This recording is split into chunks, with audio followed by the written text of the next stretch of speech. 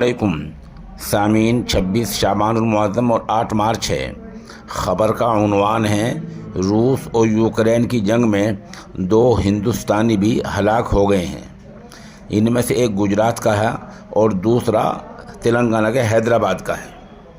ख़बर और थोड़ी तफसीर सुनिए।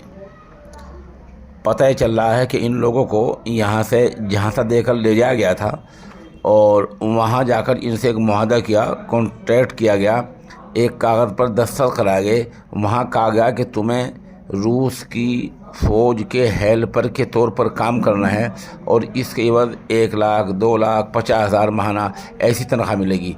ये लालच दिया गया और इसी आड़ में एजेंटों ने इनको यहाँ से भेजा। गुजरात के सूरत का हेमिल अशफनी भाई है जिसकी उम्र 23 साल है। इसको लालच दिया गया कि 50,000 रुपये महीना दिए जाएंगे। हेमिल की अपने घर वालों से आखिरी बार 20 फरवरी को बातचीत हुई थी। हेमिल ने रूस जाने के इवज़ में एजेंट को 3 लाख रुपए भी दिए थे।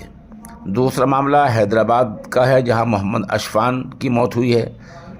इसकी अशफान की मौत की तस्दीक हिंदुस्तानी एम्बेसी ने की है। अब सीबीआई का कहना यह है कि हम मामले की जांच कर रहे हैं। इस तरह के 30-35 मामले सामने आ गए हैं और सीबीआई ने 24 घंटे पहले दिल्ली, मुंबई, अम्बाला, चंडीगढ़, चेन्नई, मद्रास वगैरह में छापेमार कार्रवाई की है। सवाल यह है कि जब ये काम शुरू में होता रहता है, जब ये इनिशियल स्टेज पहले मरहले में होता है, तो उसी वक्त ये सीबीआई कार्रवाई क्यों नहीं करती?